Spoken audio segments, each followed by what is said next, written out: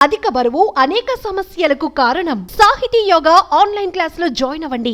మరోసారి పెట్రోల్ కొరత వచ్చిందా? పరిస్థితి చూస్తుంటే నిజమేనేమో అనిపిస్తుంది. ఎందుకంటే చాలా పెట్రోల్ బంక్స్ దగ్గర నో స్టాక్ బోర్డ్స్ కనిపిస్తున్నాయి. దాంతో పాటు కిలోమీటర్ల మేర వాహనాలు నిలిచిపోయినటువంటి పరిస్థితి. ఇది ఎప్పటికి సెట్ రైట్ అవుతుంది? అసలు ఇది నిజంగానే కొరతనా లేదా బంక్స్ వాళ్ళు కృత్రిమంగా కల్పించినటువంటి కొరతనా? ఇదే విషయం మీద మనతో మాట్లాడడానికి petrol dealers association president Amarender Reddy గారు లైవ్ కాల్ అందుబాటులో ఉన్నారు. ఒకసారి ఆయనతో మాట్లాడదాం.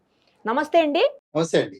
అమరేందర్ గారు, ఏంటండి పరిస్థితి? మొన్న మధ్యన చూసాము, చాలా ఇబ్బంది పడ్డారు. ఒక వారం రోజుల పాటు వెహికల్స్ అన్నీ కూడా పెట్రోల్ బంకుల్లో క్యూలు కట్టినటువంటి పరిస్థితి. బంకుల్లో నో స్టాక్ బోర్డులు, బంకులకి పెట్రోల్ వాహనదారులకి గొడవలైపోయాయి. సో మళ్ళీ ఆ పరిస్థితి నుంచి కొంచెం బెటర్ అయింది అనుకుంటున్న టైంలో మళ్ళీ మరోసారి నో స్టాక్ బోర్డులు, క్యూ లైన్లు. ఏంటి, ఎందుకు ఇలా? ఇది ఆర్టిఫిషియల్ గా వచ్చినటువంటి స్కేర్ సిటీయా లేకపోతే నిజంగానే స్కేర్ సిటీయా? నిజంగా ఏం లేదండి. అంత నిజంగా ఇంపాక్ట్ ఏం లేదు. ఓన్లీ పానిక్ బయింగ్ అయిపోయింది.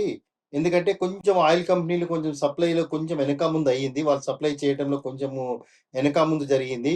దానివల్ల ఏమైందంటే కొన్ని పెట్రోల్ బంకుల్లో ట్యాంక్ కెపాసిటీలు కొంచెం తక్కువ ఉంటాయి. అక్కడ పెట్రోల్ అయిపోయేసరికి ఏమవుతుందంటే ఇక్కడ పెట్రోల్ బంక్ అయిపోయింది, అక్కడ అయిపోయిందని జనంలో పానిక్ బయింగ్ ఒకటి. కొంచెం ఆంధ్రాలో కొంచెం ఇబ్బంది ఉండే. ఎందుకంటే రైతులది వాళ్ళంతా ఇప్పుడు కోతలొచ్చాయి. వరి కోతలు గినొచ్చాయి. మన దగ్గర కూడా వరి కోతలొచ్చాయి.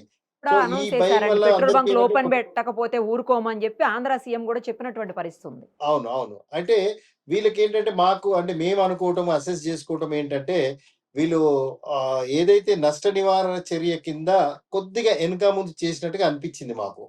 ఎందుకంటే ఇప్పుడు కంపెనీలు లాస్‌లో నడుస్తున్నాయి. ఏదైతే పెట్రోల్, డీజిల్ రేటు పెంచాలో క్రూడ్ ఆయిల్ రేటు పెరిగింది. అదే విధంగా మనకు ఇప్పుడు ఈ వార్ వలన డాలర్ రేటు పెరిగి, మన రూపీ వాల్యూ పడిపోయి, అంటే రకరకాల కారణాల వల్ల వాళ్ళు నష్టాల్లోకెళ్ళిపోతున్నారు. అయితే ఇప్పుడేమైందంటే వాళ్ళకి కొంచెం నష్ట నివారణ చర్య కింద కొద్దిగా స్లో చేశారు. సప్లై 2, 3 రోజులు కొంచెం ఇబ్బందయింది. ఫోర్త్ సండే వచ్చింది. మామూలుగా అయితే ప్రతి ఫోర్త్ సండే మాకు సప్లై ఇచ్చేవాళ్ళు. అయితే ఈ నష్ట నివారణ చర్య కింద సండే కూడా కొంచెం సప్లై జరగలేదు. దీనికి తోడు ఏమైందంటే ఆంధ్ర అక్కడ కూడా ఇంపాక్ట్ అయ్యి ఆ వ్యవసాయదారులు కూడా వ్యతిరేకత వచ్చింది. వాళ్ళకి సప్లై అందకపోవటం వల్ల. మన తెలంగాణలో కూడా రూరల్‌లో కూడా ఇప్పుడు వరి కోతలు వచ్చినాయి కాబట్టి వాళ్ళకు కటింగ్ మిషన్‌లు గానీ, లేకపోతే ట్రాక్టర్స్ గానీ ఇవన్నీ కూడా చాలా కన్జ్యూమ్ అయితది డీజిల్. సో ఇవన్నీ కూడా కొన్ని సోషల్ మీడియాల ద్వారా గానీ, కొన్ని బంకులలో చూసి అందరూ మళ్ళీ పానిక్ అయ్యి కొన్నట్టుగా అనిపించింది. ఈరోజు ఉదయమే 6కే స్టార్ట్ చేశారు. ఆయిల్ కంపెనీ వాళ్ళతో మాట్లాడాము. బహుశా ఈరోజు మధ్యాహ్నం, సాయంత్రం లోపల ఒక కొలిక్కి రావచ్చనేది వాళ్ళు మాతో మాట్లాడారనమాట. కానీ రాబోయే 2-3 రోజుల్లో ధరలు విపరీతంగా పెరగబోతున్నాయి పెట్రోల్‌కి, డీజిల్‌కి.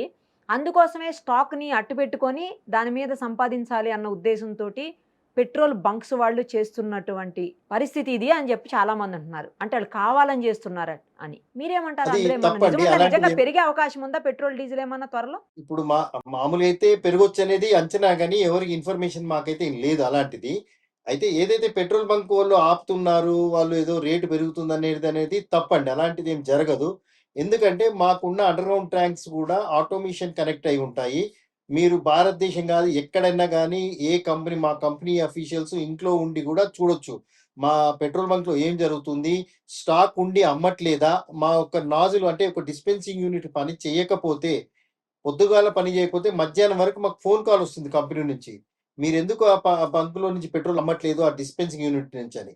అలాగా కంట్రోల్ ఉంటుంది. గతంలో అంటే ఆ ట్రాన్స్‌మిషన్ ఆటోమేషన్ లేదు కాబట్టి తెలుసుకోలేకపోయేవారు. ఇప్పుడు టెక్నాలజీ పెరిగిపోయి కంప్యూటర్‌లోనే వాళ్ళు చూసుకోవచ్చు ఆయిల్ కంపెనీ వాళ్ళు. దానివల్ల మేము పెట్రోల్ సేల్ చేయకపోతే కూడా వాళ్ళకి తెలిసిపోతుంది. వాళ్ళొచ్చి పెట్రోల్ బంక్ సైట్‌కొచ్చి చూడాలి అనేదేం లేదు. దాని మీద చర్యలు తీసుకుంటారు మా మీద. మా డీలర్‌షిప్పే పోవచ్చు అలాగా. సో, పెట్రోల్ బంక్ వాళ్ళు ఆపి ఇదేదో చేసేదనేది తప్పండి. అలాంటిదేం జరగదు. అలాంటి ఆస్కారం గూడా ఏం లేదు. మీ అంచనా ప్రకారం ఈవినింగ్ వరకు లేదా రేపు మార్నింగ్ వరకు సెట్ అయ్యే అవకాశం ఉందండి పరిస్థితి మొత్తం? ఉందండి. కాకపోతే ఏంటంటే మనము మన కన్స్యూమర్స్ పానిక్ బయింగ్ తగ్గిస్తే బావుంటుంది. ఎందుకంటే ఎంత అవసరం ఉందో అంతే కొంటే కొనుగోలు చేస్తే బావుంటుంది. దానికి తోడు డబ్బాలు, టిన్నులు, బాటిల్‌లో నింపుకుంటున్నారు. సో, ఇలాంటియన్నీ గూడా కన్స్యూమర్స్ కూడా కొద్దిగా కోఆపరేట్ చేస్తే ఈ బై క బ పానిక్ బయింగ్ గాని ఇవన్నీ చేసి కృత్రిమ కొరత క్రియేట్ అయిపోయి మళ్ళీ రోజు మనం ఇలాంటియే చర్చించుకోవాల్సొస్తుంది. మేము గూడా మేము టీవీ ద్వారా మనం రాష్ట్ర ప్రభుత్వాన్ని, పోలీస్ డిపార్ట్‌మెంట్‌ని మేము ఇదే పదే పదే కోరుతా ఉన్నాము. గతంలో ఇబ్బందొచ్చినప్పుడు పోలీసులు సహకరించారు. అప్పుడు మేము టిన్‌లో పోయకుండా వెహికల్స్ అన్నీ ఒక సిస్టమేటిక్‌లో వచ్చాయి కాబట్టి స్ట్రీమ్‌లైన్ చేయగలిగాం. ఇప్పుడు కూడా మనకు కన్స్యూమర్స్‌ని మేము కోరేది ఒకటే, డబ్బాల్లో, బాటిల్‌లో, టిన్‌లో కొనకండి. మీకెంత అవసరం ఉందో అంతో కొనండి. పానిక్ బయింగ్ చేయకపోతే మనకు చాలా రోజుల వరకు మనకు ఆయిల్ కంపెనీలు చెప్పేదాన్ని బట్టి 45 రోజుల బఫర్ స్టాక్ ఉంది. ఇబ్బంది లేదని వాళ్ళు మాకు సమాచారం ఇచ్చారు. అదే సమాచారం బేస్ చేసి మేము మీకు చెప్తా ఉన్నాము. ఈ పానిక్ బయింగ్ వల్ల ఏమవుతుందంటే, మళ్ళీ ఆ ఉన్న స్టాక్ తగ్గొచ్చు గదా! మనం ఆలోచించాలి. సో, పానిక్ బయింగ్ గాకుండా రాష్ట్ర ప్రభుత్వము, సివిల్ సప్లై డిపార్ట్‌మెంట్, ఆయిల్ కంపెనీలు మాట్లాడి ఒక మీటింగ్ బెట్టి, ఇలాంటి కొన్ని సూచనలు గనుక మాకిచ్చి పేపర్ ద్వారా ప్రజలకు తెలియజేస్తే, ఈ పానిక్ బయింగ్ అనేది తగ్గిపోతుంది. ఈ ఇబ్బంది ఉండదు అలా చేస్తే. మీరు కూడా ఒక్కసారి ఆయిల్ కంపెనీస్ వాళ్ళతో డైరెక్ట్‌గా మాట్లాడి ప్రాబ్లమ్‌ని సాల్వ్ చేయొచ్చు కదండీ! ఆ దిశగా కూడా ఒకసారి ప్రయత్నం చేస్తే బెటర్ ఏమో మీరు. చేస్తాం గదా! ఇప్పుడు మాకు ఈరోజు స్టాక్ రాలేదనుకోండి, మా డీలర్స్ మాతో మాట్లాడతారు. మేము ఆయిల్ కంపెనీతో మాట్లాడతాము. ఇవి నిరంతరంగా జరుగుతూ ఉంటుంది. మాకెలాంటి ఇబ్బందొచ్చినా మేము మాట్లాడుతూనే ఉంటాం ఆయిల్ కంపెనీలతో. అంటే అలాంటిది ఇప్పుడు ఇబ్బందేం లేదు. మేము ఈ మాట్లాడకపోవడం సిట్యుయేషన్ అనేది మరీ ఉండదు. పానిక్‌గా ప్రతిరోజు ఉంది కాబట్టి, ఇప్పుడు ఈ టైంలో మాట్లాడి కొంచెం అవసరమైతే అదనంగా స్టాక్‌ని తెచ్చుకునే ఆస్కారం ఏమన్నా ఉందేమో ట్రై చేయలేకపోయారా అని? లేదు. అందరికి పంపిస్తున్నారు. ఇప్పుడు ఉదయం నుంచి ఇప్పటికి ఒక 250 ట్రక్కులు ఆల్రెడీ డెలివరీ స్టార్ట్ అయిపోయింది. ఒక్కొక్క కంపెనీ నుంచి 200 ట్రక్కులు లోడ్‌లు ఎళ్ళిపోయాయి పబ్లిక్ అంటే డీలర్ దగ్గరికి. అంటే రాష్ట్రం మొత్తం వెళ్ళాలి గదా! అందరిని అన్ని ఏరియాలు బ్యాలెన్స్ చేసి పంపిస్తున్నారు. ఎక్కడెక్కడ ఎక్కువ షార్టేజ్ ఉంది అక్కడ ముందు పంపటము, ఏ ఏరియాలో ఎక్కువుంది అక్కడ పంపటము. అలాంటియన్నీ వాళ్ళు స్టార్ట్ చేసేసారు. పంపించేసారు గూడా. రైట్ అండి. 1, 2 డేస్‌లో సిట్యుయేషన్ మళ్ళీ నార్మల్ అయిపోతదని ఎక్స్‌పెక్ట్ చేద్దాం. Thank you. యాహ్! తప్పకుండా. Thank you so much. Thank you. Thank you.